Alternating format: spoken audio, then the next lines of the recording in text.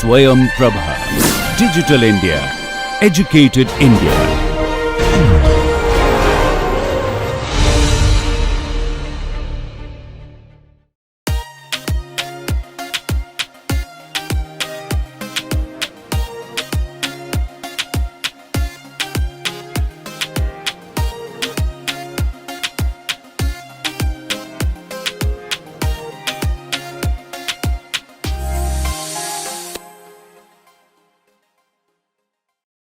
Welcome back to real time digital signal processing course. So, last class we were looking into LMS algorithm. So, we will see that how we are going to derive this one in today's class. So, we have started with the adaptive filters, why do we need it and what are the applications it is going to be used. One of the application we saw it as our hearing buds and then other things. So, today we will see that how we can derive our adaptive filter, that is basically least mean square LMS algorithm. So, we discussed about the method of steepest descent in the last class. So, that is it is a iterative or recursive process technique that starts from some arbitrary initial weight vector W0 and it is going to descend to the bottom of the bowl what we said. So, by moving on the error surface in the direction of negative gradient estimated at that point. So, you will be estimating it and then going down in the thing. So, for L is equal to 2, so this is the error surface what we have got it and this is the error contours in concentric circles what we will be getting at. And then how we are going to calculate, we said we will be deriving this shortly. So, that is the weight update, that is future weight update n plus 1 is going to be done with the current weight minus mu is our step size basically, as you can see in the error surface how you will be coming down and then the gradient vector eta of n. So, that is what we call it as gradient of the mean square error function with respect to our weight function. So, negative sign indicates that the weight vector is updated in the negative gradient direction. So, we will take up an example and see how we will be coming with work on the steepest descent algorithm. So, the function given, we need to obtain the vector that would give us the absolute minimum what we are looking at. So, y of C1 comma C2, so which is given capital C1 square plus C2 squared. So, it is obvious that C1 is equal to C2 is equal to 0 give us the minimum basically. So, this is the quadratic ball, C1 is in this direction, C2. So, we know that this is what we are expecting. So, in the ball how we will be traversing and coming down what we will see. In practical applications we may not reach 0. So, as an example, so assume that C1 is equal to 5 and C2 is equal to 7 in the beginning and we are going to select the constant mu. If it is too big we miss the minimum, if it is too small it would take us a lot of time to hit the minimum. So, in this case we will select mu is equal to 0.1. The gradient vector is defined by this, which is dy by dc1 and then dy by dc2. So, which is equal to 2c1 and then 2c2 what it is going to be. So, our iterative equation is what we are going to have, it is C1 and C2 of n plus 1 is given as C1 C2 n minus 0.2 multiplied by our gradient vector. So, which is nothing but C1 C2 this thing n minus what we have is, because we have 2 C1 and 2 C2. So, if we take it out, so it is going to be C1 C2 n into 0.1 what we are going to get the thing. So, when we substitute this, 1 minus 0.1 will be our 0.9.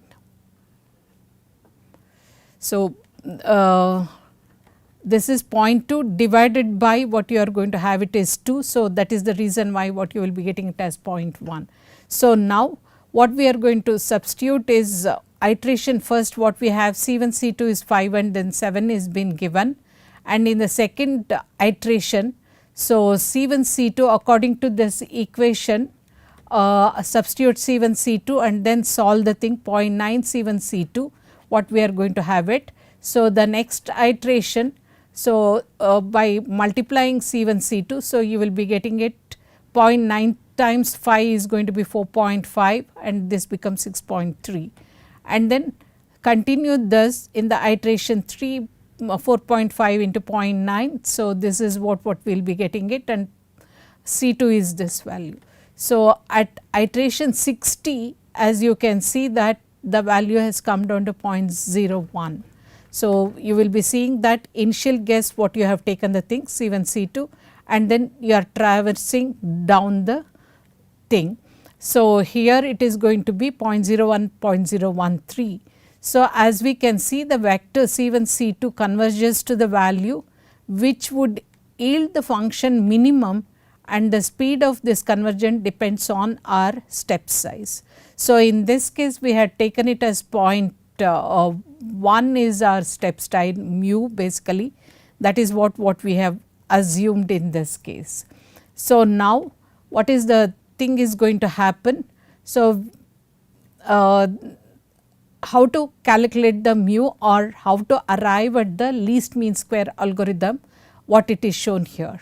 So, in many practical application, so statistics of our desired signal d of n and x of n are going to be unknown, that is input signal. So, the method of the steepest descent cannot be used directly since it assumes the mean square error is available to compute the gradient vector. So, then what happens, you will be seeing the LMS algorithm developed by Widrow. So, you can go to the net and then see he is the one who designed our least mean square algorithm, uses the instantaneous squared error E squared of n to estimate the mean square error. So, which is given by eta of n is, you will be putting it as E squared of n. So, the gradient estimate is partial derivative of this cost function with respect to the weight vector. Then what happens to our gradient, which is going to be given by 2 times our gradient of error vector into error vector, what we will be putting it E squared of n. So, then since we know that our error function is given by d of n minus y of n, and y of n substituted with w transpose of n into x of n, what is substituted, then what we have is our gradient of E of n is given by, when you take the gradient of it, which results in minus x of n. So, the gradient estimate becomes, as it is given by, minus 2 into x of n into E of n,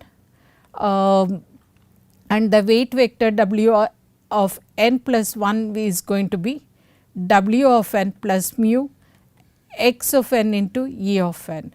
So, what is the, from where you got, you have substituted the gradient thing with respect to this, I think you can derive the thing. So, the constant mu, what we will be putting it into our update vector here.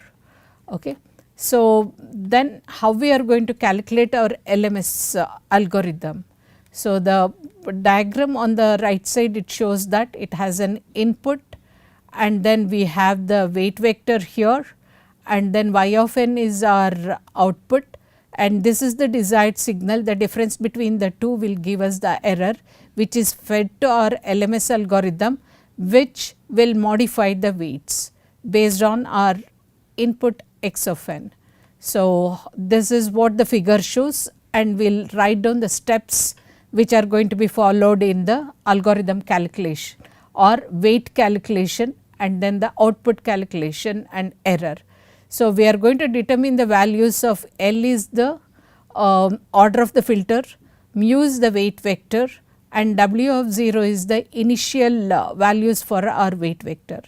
So, that is what it gives the thing. This is the step size and W 0 is the initial weight vector at time n is equal to 0. So, it is very important to determine these parameters values properly in order to achieve the best performance of the LMS algorithm. So, we will compute the adaptive filter output as y of n is equal to r w L of n into x of n.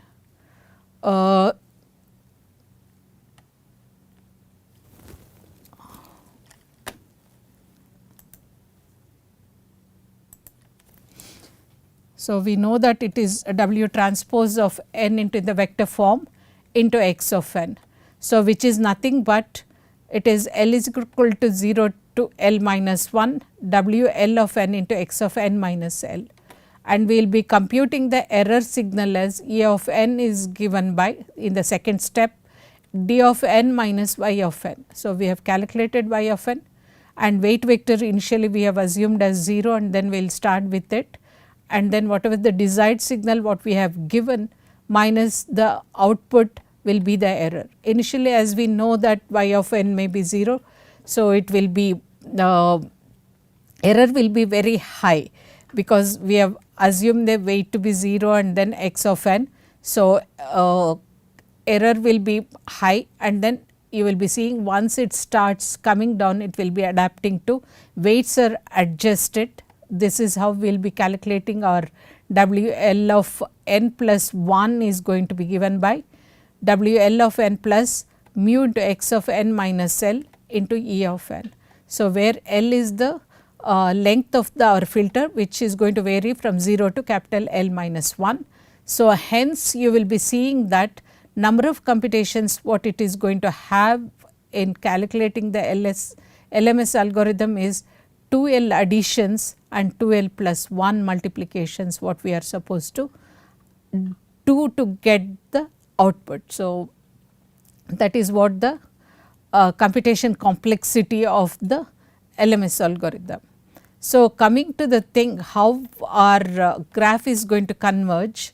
So, we will see the thing unknown channel of second order what we have chosen the thing, and then this graph is going to illustrate that is what you have the initial guess here, and then this is our E1 and then C1 and then C2 what we have selected initially as we said. So, then what happens? So, it will be traversing depending on our mu will be traversing in this way in the concentric circle and try to we are supposed to get to 0. So, as we know that it is in practical situations it is not possible to achieve this. So, we could only decrease the error below a desired minimum. So, that we will be able to work on it. So, there are different modified LMS algorithms to reduce our computation time. What are the things? There are 3 types to improve the computation. One is the sign error LMS algorithm. Here as you can see W of n plus 1 is given as W of n plus mu into x of n, and you will be taking the sign of the error n. So, sign data LMS algorithm the other one sign of E of n is given as 1 or minus 1. So, if error is greater than or equal to 0 we make it 1, if it is less than 0 it is going to be minus 1. So, that it is either a negative of it or positive. So, that we are avoiding the multiplication by error of n in this case. So, the sign the other one is sign LMS algorithm. Here it is based on the sign error, the other one is on the sign on the data what you are going to have it. Then in this case what happens sign of x of n, so that you are reducing your computation. The other one is sign LMS algorithm. So, this algorithm requires no multiplication and designed for mostly VLSI or ASIC implementation to save multiplications. So, in adaptive differential pulse code modulation, that is ADPCM uses for this algorithm for speech compression. So, I think we will be taking the speech coding little later. So, we will see why we need the compression there. Okay. So, how it is going to work for a complex signals, that is LMS algorithm. We have seen the DFT and other things for the complex signals. Here also we have to see that how it is going to work from least mean square. Applications dealing with complex signals, the frequency domain adaptive filtering require complex operations to maintain their phase relationships in this case, and then the complex adaptive filter uses, that is complex vector x of n and complex coefficients w of n. So, then x of n is real part of x of n plus j times imaginary part of n, and w n of is also represented both in real and then imaginary parts in this way. Then we know that complex output signal y of n is computed as y of n is w transpose of n into x of n, what we have it. So, where all multiplications additions are going to be complex operations. So, the complex LMS algorithm adapts the real and then imaginary parts of w of n simultaneously as in this fashion, w of n plus mu e of n into x conjugate of n. So, adaptive channel equalizers use x conjugate of n as x real of n minus j x imaginary of n. So, we will see these applications little later. So, we have to see the performance analysis of our LMS algorithm. As we know that IR filter, we consider the stability constraints. So, we have to see, first one is the stability, next is how we are going to have the convergence rate, and then we will be seeing that x is mean square error and how it is going to have the finite word length effects on our algorithm. Just like any our linear filter, we have to see in the adaptive filter also. So, how these parameters are going to affect us. So, the first one is the stability constraint. So, that is 0 less than our mu, which is less than, we have taken it as 2 by lambda max is the one. Lambda max is the largest eigenvalue of the autocorrelation matrix R. So, as we have will be seeing in the lab that we selected if mu is equal to 1, how our output was getting affected. So, this is the way, otherwise arbitrarily we can choose the thing and then what is the thing is going to happen. So, we have looked in the lab. So, here what is should be the mu value, it should be less than 2 times lambda max. Lambda max is our autocorrelation eigenvalue of our autocorrelation matrix R. So, we know that computing our autocorrelation matrix and finding out the eigenvalue is compute intensive, and then how we are going to take the thing, that is lambda L or the eigenvalues of our matrix R. In that the maximum value what we will be taking it and then divide 2 by that value. So, the other way of doing selecting our mu is from the stability point of view. So, we can have a mu 2 divided by L into Px. L is the length of the filter and then Px is we know that it is the autocorrelation function of the first this thing input signal, which is nothing but expected value of x squared of n is the power of r x of n. So, this equation provides two important principles for determining the value of mu from these two constraints. What is it? The upper bound of the step size mu is inversely proportional to the filter length here.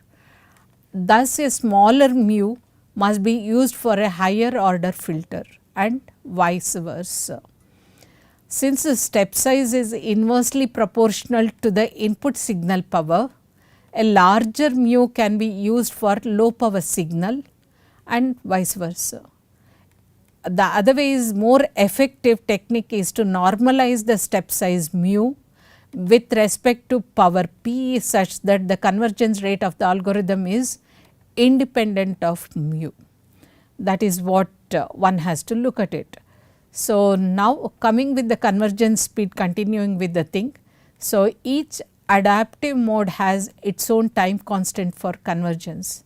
So, which is going to be determined by the step size mu as we know and the eigenvalue associated with lambda L with that mode. Thus, the time needed for convergence is clearly limited by the slowest mode caused by the minimum eigenvalue and can be approximated as time to calculate minimum mean square error is approximated as 1 by mu into lambda minimum. So, lambda minimum is the minimum eigenvalue of the matrix R what we are considering. This is the maximum time what it is going to take place. If we choose a lambda max, then we know that time to compute this is going to be lesser. So, we say because our time tau mean square error is inversely proportional to the step size mu, using a smaller mu will result in a larger time basically, that is slower convergence, and when our tau max is very large, only a small mu can satisfy the stability constraint. So, these are the things one has to consider when you are selecting your mu.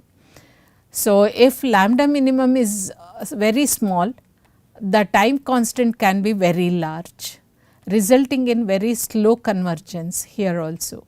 The slowest convergence occurs when using the smallest step size mu is equal to 1 by lambda max. So, you will be seeing that both of them are inversely proportional to our mu step size and then lambda minimum. So, both will be contributing to the slow computation time for our adaptive filter. So, then what is it? We say that our mean square error time is given by less than or equal to lambda max by lambda min, and which is by substituting lambda min we can do that, which is less than or equal to lambda max divided by minimum is approximated as maximum x of omega, that is magnitude of x of omega whole square divided by minimum of x of omega whole squared. So, how is this? We know that x of omega is the dt of t of x of n. So, we will be seeing that eigenvalue spread can be efficiently approximated by the spectral dynamic range in this case. So, we can see how the computation is going to be more. So, now other way of is how we can control our mean square error by using x's mean square error. So, which is eta x's is given as L into px into eta minimum. So, we know that. So, the approximation shows that the x's mean square is directly proportional to our mu, and then the use of larger step size mu is going to result in a faster convergence rate at the cost of degraded steady state performance by producing more noise. This is what we saw in the lab, or you can yourself see that by making a mu a larger step size only it will be giving you noise. So, therefore, there is a design trade off between the x's mean square error and the convergence speed when choosing the value of mu. So, now how we can normalize this mu basically, or our step function. So, then later on what it was developed is normalized LMS algorithm. So, which is given by this equation, that is 0 is less than mu, which is less than n by r px. So, as it L is the length of our this thing filter, and Px is the power what we have to calculate. So, you will be seeing that it will take more time than LMS algorithm. Then your update function for W of n plus 1 is given, selecting this mu with our x of n and then a of n. So, you will be seeing that where mu of n is the time varying step size one has to calculate, it is not pre-computed, as and when you are depending on your input power you will be calculating your step size, and then it can be normalized by the filter length and signal power as mu of n is given as alpha constant divided by L into Px of n plus some constant c, where our Px of n is the estimate of the power of x of n at time n. So, and alpha will be taking the value between 0 and 2, which is a constant, and c is very small constant. So, that we are not going to have, when this becomes 0, division by 0 is avoided by this constant. So, very small, so that this is not going to get affected, or using a very large substrate for a very weak signal at time n. One has to note that Px of n can be estimated recursively. So, an LMS algorithm will take little time compared to our LMS. So, how we are going to choose this Px of 0 as the best a priori estimate of our input signal power. So, a software constant may be required to ensure that mu of n is bounded if it is very small when the signal is going to be absent. So, that divide by 0 is avoided. So, how we are going to do this one? Software implementation is shown in with few steps, that is we will be assigning our mu E of n is assigned as mu into E of n. For L is equal to 0, L less than our length of the filter. So, you will be continuing it. This is the W of L is calculated with respect to mu into whatever you have calculate mu E n into x of L. So, that you will be you need not have to do this multiplication inside every time, which is a consume, you know that within the loop if you do the multiplication it will be adding on. Instead of that you compute and keep it outside and then use it for you will be reducing the multiplication. So, you can see that the updation can be done once in sampling period, what we will be doing it, instead of every sample to reduce the computation and to take care of the pipelining delays. So, the delayed LMS algorithm, which is expressed as W n plus 1 is nothing but W of n plus mu into E of n minus delta. This is the delay what you are going to give it, and even the input signal is going to be delayed by delta x of n minus delta. So, if you assume delta is equal to 1, then E of n minus 1, that is previous sample what you will be taking it, previous error what you will consider, and then even x of n minus 1 will be the previous sample what you will be calculating to update our weights in the future of it along with the current weight. So, next one is the finite precision effects one has to consider. So, what is this? We have seen this effect in case of IR filter, the same thing we will be using it. So, we have assumed the range input is going to be in the range between minus 1 and 1.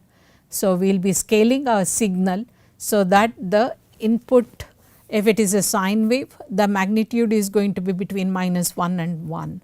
So, any either even the cos function if you have considered, or any speech signal or any audio signal, you will be considering the magnitude to be between minus 1 and 1. So, later on we have to do scaling, finite word effects and arithmetic errors can be considered. So, however, we have done in the case of IR filter.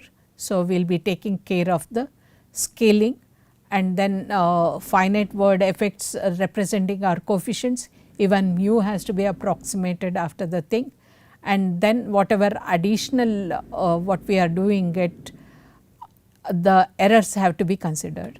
So, we know that E of n, that is feedback for coefficients, scaling is going to be complicated. So, what is it? Earlier in the FIR filter we did not have the feedback. So, you will be seeing in the figure we have a, from the error we are having a feedback path in the thing. So, this also has to be considered. Then what happens? Also the dynamic range of the filter output is determined by the time varying filter coefficients, which are unknown at the design stage. In the FIR filter we have computed our coefficients, and then we knew that what will be the maximum precision what we are going to get it. Here what is the thing is going to happen is, because we are on the go, our weight function is getting updated. So, we say that it is a time varying filter coefficients what we have to calculate, and we do not know at the design stage whether they are going to overflow or underflow, or one has to consider that. So, we say for adaptive FIR filtering with LMS algorithm, the scaling of the filter output and coefficients can be achieved by scaling the desired signal, that is D of n. So, the scaling factor A, which is in between 0 and 1, is used to prevent overflow of the filter coefficients during the coefficient update. So, reducing the magnitude of D of n reduces the gain demand on the filter, thereby reducing the magnitude of the coefficient values. Since A only scales the desired signal, so it is not going to affect the convergence rate, which depends on the magnitude spectrum and power of input signal. So, that is x of n. So, D of n is not going to come into our spectral calculation or power calculation. So, it is not going to degrade our performance when we do the scaling of desired signal. So, y of n minus d of n, so which is going to be kept in not to overflow, fine. So, what will be the thing now, continuing with the finite precision LMS algorithm can be how it is going to be described, that is using the rounding operations. So, we know that y of n is equal to, that is value is going to be rounded. So, here it is not the autocorrelation matrix what we are representing it, it is the rounding. So, the magnitude of whatever the equation we have, FIR filter equation, which is going to be rounded.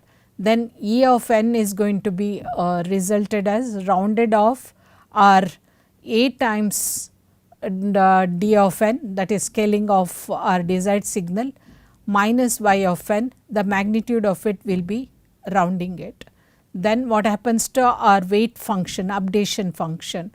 So, that is also going to be rounded, and then you will be having w of n, this equation x of n minus L into E of n.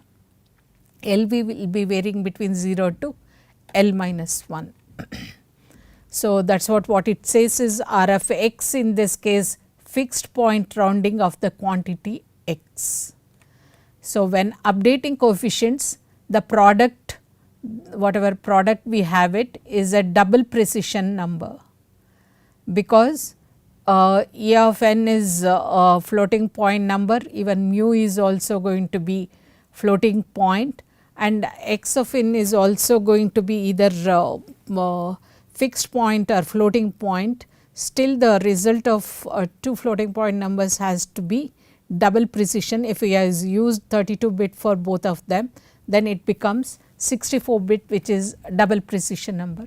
So, which is added to the original stored weight value W1 of WL of n, and then rounded to obtain the updated value WL of n plus 1.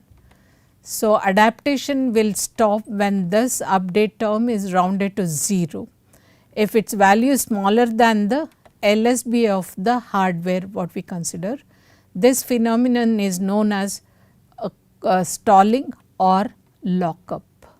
So, this problem may be solved by using more bits and are using larger step size mu to guarantee that convergence of the algorithm. Okay. However, we know that using a larger step size will increase our excess mean square error. So, the other variant of our LMS algorithm is the leaky LMS algorithm. So, this is defined, that is to reduce numerical errors accumulated in the filter coefficients. So, this algorithm prevents coefficient update overflow from the finite precision implementation by providing a compromise between minimizing the mean square error and constraining the energy of the adaptive filter. So, which is given by expression is given as V times W of n plus mu into x of n into E of n. So, where V is leakage factor one is going to consider, it is going to be between 0 and 1. So, if it is 1, we know that it is going to be LMS algorithm. So, the leaky LMS algorithm not only prevents unconstrained weight overflow, but also limits the power of output signal y of n in order to avoid nonlinear distortion of the transducers, basically such as loudspeakers driven by the filter output. So, we know that when we are having a speech or audio thing, the output is going to our loudspeakers. So, this distortion is going to be reduced by using our leaky LMS algorithm. The excess power of errors caused by the leakage is proportional to what we call it as 1 minus V whole divided by mu in to the power square. So, 1 minus V should be kept smaller than mu in order to maintain an acceptable level of performance. This is adaptive FIF filter objects. If you refer to the book, here the book is with the reference is going to be given. So, you will be seeing that adaptive field.lms, these are the functions one can use for adaptive filter, that is direct form leaky LMS algorithm. So, different methods have been given. One has to keep it in mind that this adaptive field.lms has been removed in the latest version of MATLAB, that is 2020B. So, you have to use it as DSP .lms filter. So, and then properly modify the codes, and then you have to use it in your assignments or your work when you want to implement these filters.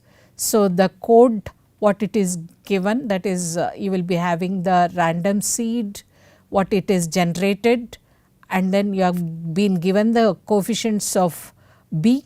So, you will be filtering the signal, and then you are assigning your mu value as 0.05 and then call this function which has to be modified. So, we will see how we are going to modify these to the 2020 B MATLAB and then use this filter to filter the things. So, these are the steps. So, when you observe that this is the desired signal d of n what it is plotted, and then you will be seeing that error signal which was very high, which is shown in red, which is going to slow down, and then you will be what is it, almost minimized here. So, this is what your output signal y of n is going to look like, and error signal. So, initially you will be seeing that our output signal has little bit of noise and other things. So, when error is minimized, so it will be following the our input signal.